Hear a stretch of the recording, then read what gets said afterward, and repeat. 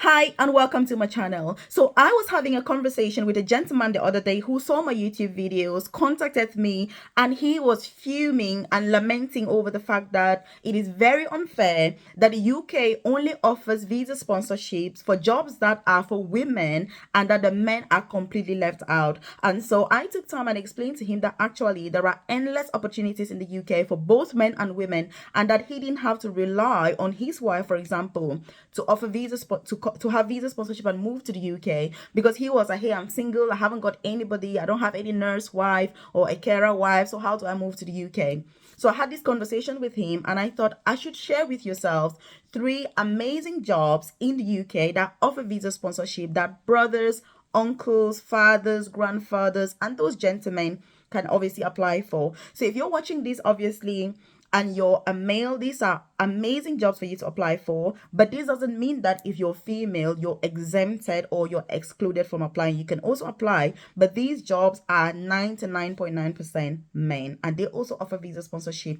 And by the way, they're all non-clinical jobs. As you know, I always say that if you're looking for a job in the UK, it doesn't have to be a patient facing job. You don't have to be, say, like a carer where you're really hands on supporting people and things like that. No, there are other opportunities that offer free visa sponsorship. The only thing is that you need to know how to apply, where to apply, what they're looking for. Otherwise, it is very difficult to get these jobs. But do not worry, that's why I'm here, to bring these videos to you. So if you're new to my channel, obviously you're welcome. If you are a returning subscriber, I appreciate your time. In today's video, I'm going to be telling you what these three jobs are, how to apply and what each one entails, so that if you're applying, you know exactly what to look out for. So if you haven't subscribed to my channel, by the way, take this opportunity to hit the subscribe button so that you're the first person to be notified every single day when I drop a new video on here about these opportunities. And let me tell you why I like job number one.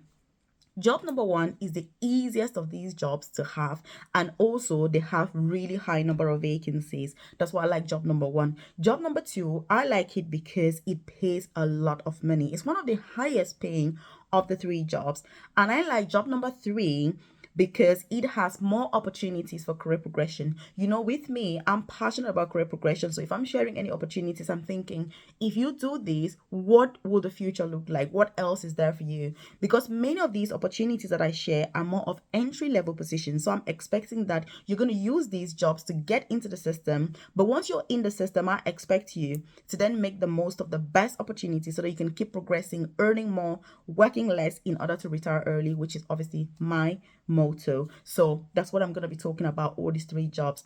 So what is job number one? Job number one is working as a porter. And by the way, I do have a free newsletter. I've dropped a link in the comment section below where I send this information, such as what I'm sharing in today's video, directly to your inbox. So you're not reliant on the YouTube algorithm for such vital information for your personal and professional development. I also share information about career progression opportunities in the UK, free visa sponsorship opportunities to move to the UK or switch your visa if you're already in this beautiful, amazing country, and also side hustle ideas, work from home jobs so you can supplement your income. Because many of these jobs, yes, they do offer visa sponsorship, but the pay isn't the best. So you need the holisticness in order for you to succeed and excel. So the newsletter is free. It won't take you up to 20 seconds even to join. You drop your name and email and you're part of it. Also, you're going to find my contact details on there. There's my WhatsApp number as well as my email address. So that if you've got any questions as you're watching this, you're like, hey Melvis, what about XYZ? Do leave that in the comment section below. But if you need to contact me privately, then do feel free, obviously, to do so. So like we were saying, the first job is working as a porter. So when you're working as a porter, what does it entail, in case you're not aware? So this job entails, for example, by the way, I work as an advanced nurse practitioner for the NHS. So if you have a patient, for example, who needs to be transferred from one ward to another, you would call a porter. So we don't do that ourselves as nurses in the UK, for example. You would call a porter and somebody would come from there and then transfer the patient from ward A to ward B. Also, if a patient is going for an investigation, so they need like an ultrasound scan or imaging, or they need something doing somewhere else, and it involves obviously that transportation, then you would get a porter who would then take the patient from A to B, or to have their test done and then bring them back to the ward. And so it is a job that's why I said it's the easiest of the jobs, because what you're doing is ensuring that the patient is safely where they need to be and that you've got the right patient. So that's kind of what you're looking out for. And so when you're applying for this job, now that you know what it's about, these are some of the things that are going to be looking out for. You know, your application, your CV, you know, when you're talking about it, you better know, because I've given you some hints and that's the whole point of this video. And so you should better make the most of it. And they have lots of vacancies for this and they're always recruiting. But you need to make sure that you're applying thoroughly, otherwise it's very difficult to get the job. Also, by the way, I do have a career coaching program where I offer personalized guidance with getting these jobs, you know, free visa sponsorship opportunities in the UK. So you're not spending thousands of pounds and then you won't even get a job at the end of it anyway, and you're going to risk being deported from this country. It is very heartbreaking. So if you're keen on joining my coaching program, check the description box below or the about section of this YouTube channel, and you're going to find a link to join and more information about it. Obviously, it's not for everybody. It's only for the top 1% of people that, like me, are heavily invested in their personal and professional development.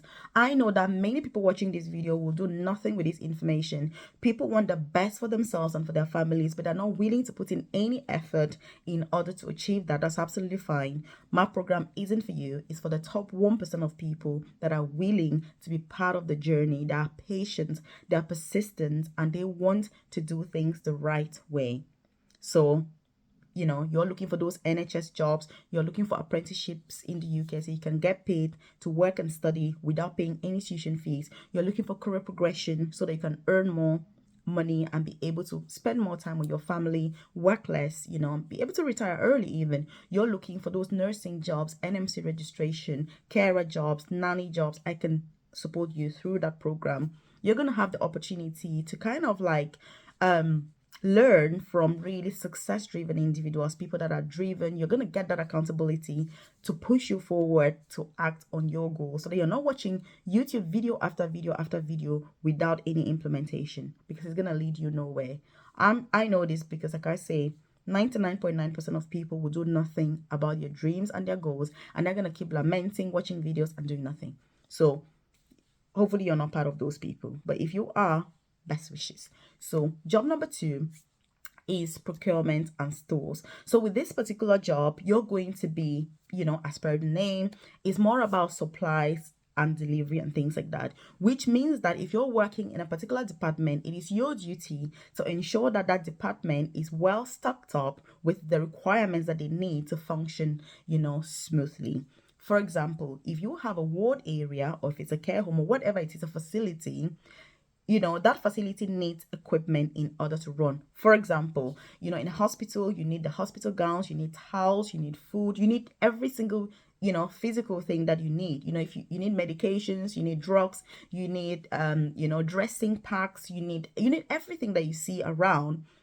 You know, it doesn't just fly from space and then fall on the ward. Somebody is responsible for that job. And that's why the UK is always recruiting, and they're so short staffed, because division of labor, there's a lot of division of labor. The listing has somebody who is doing that thing. And that's why the country is so good, and that's why there are lots of opportunities, because again, that division of labor brings opportunities. So if you're working in procurement and stores, that's what your duty is going to be.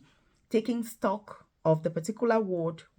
I'll just say ward as an example. You know, I'm a nurse myself, so I'll always give examples that are kind of like, and this is really practically what happens. If you say, if say you're responsible for, say, ward A, for example, you would make sure that that ward has all the stock available. If something is missing, you know, you need to order it, and when it's delivered, you need to take the inventory and then make sure that it's available for the staff, because you don't want staff to come, they've got patients and they don't have the supplies that they need. So you're going to be restocking, you know, and then liaising obviously with those companies, whatever external companies that are commissioned to supply those things. It's going to be your duty and responsibility to do that. So as you can imagine, you're going to have excellent organizational skills, not only writing down on your CV. Actually, these are some of the tips as well for what you need, by the way. And do share this video with your friends, loved ones, colleagues, so that they're aware of some of these opportunities. And brothers and us out there thinking, oh my God, it's only women that can go. We need to find wives that are nurses to marry so we can move to the UK. I've had people say to me, oh, Melvis, do you know any nurse that's looking for a husband? I'm like, even if I did, I don't think I'll be recommending you with this approach. Because when you get to the UK, how are you going to be? Because those type of people, you know what they're going to be like. I think you do, you know, and I know that people will agree with me. You don't want to recommend anybody like that to any human being, because it's going to be a disastrous situation. So I just say to them politely, look, these are jobs that you can apply for yourself. You don't need anybody to bring you to the UK. You can apply for jobs and bring yourself as the gentleman that you rightfully are. And so, what do you think about this, by the way? If you've got any experiences, anything about this, do leave that in the comment section below. There are some horror stories that we hear recently. There's been a horror story about different things, and I'm just like, oh my god, it would be amazing if each person actually brought themselves to the UK, and it would avoid a lot of heartache that many people face as a result of the dependent visa and this and that. There's a lot that goes on behind the scenes, which I think it's dirty, but it is what it is. So as a gentleman, and as a lady, you should be responsible. You should be accountable for your own success, your own journey, and make sure that you're applying for those opportunities. So remember, I said that this job is very well paid. In most places, they pay about £25,000 per year.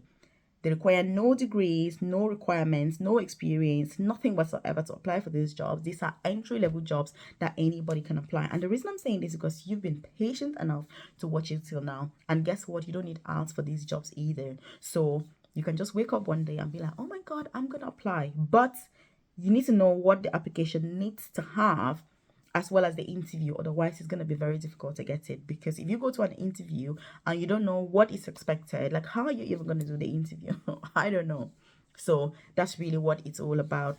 And if you like this content, by the way, do hit the like button. It lets me know you enjoy content like this, and obviously I should do more of it.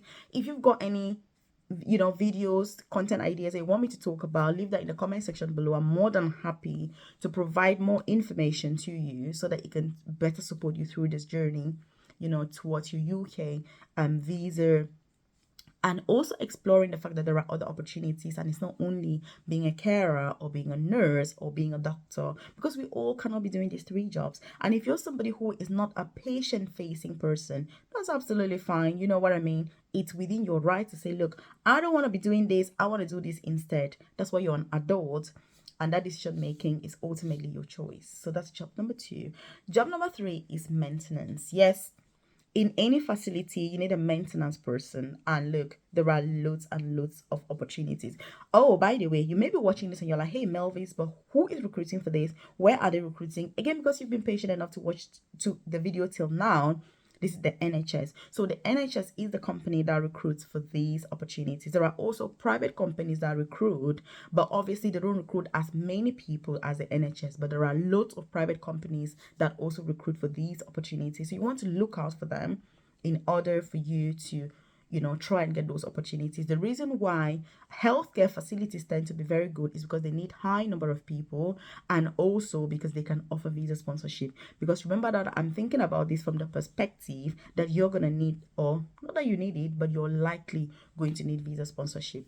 So when you need visa sponsorship, your interest is going to be gravitating towards certain opportunities. And so that's why I'm sharing this with yourself. So the third job, like I was saying, is maintenance. So when it comes to maintenance jobs, obviously there's equipment. For example, you've got hoists, you've got all sorts of equipment. If there's anything that you're just like, oh my God, I don't know what to do with this, you call somebody and a maintenance person would come and have a look at it.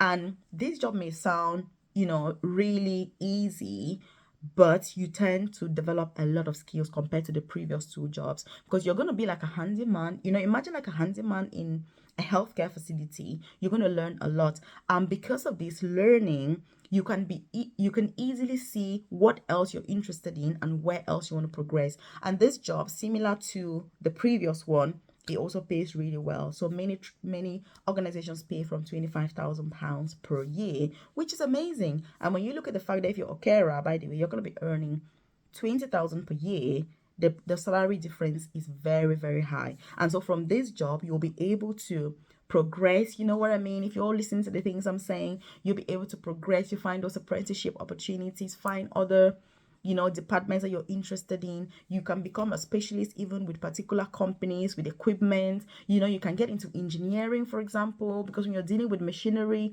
there's quite a lot that you can do. And I've worked in places where I've seen the maintenance man really, really grow. Like people that are ambitious and driven, they don't even stay long in the job. That's because of the opportunities that they tend to have. And if you're somebody who is really ambitious and success driven, you can be really, really successful with all these jobs that we've spoken about. So it's more about entry level, and then once you're in the building, you're gonna look around and go, what's best for me? That's how you need to think. You need to constantly be on top of your game. What else can I do? Now I've got this, what's next? That's how you need to be in the UK for you to be successful. You don't just get stuck in the same position.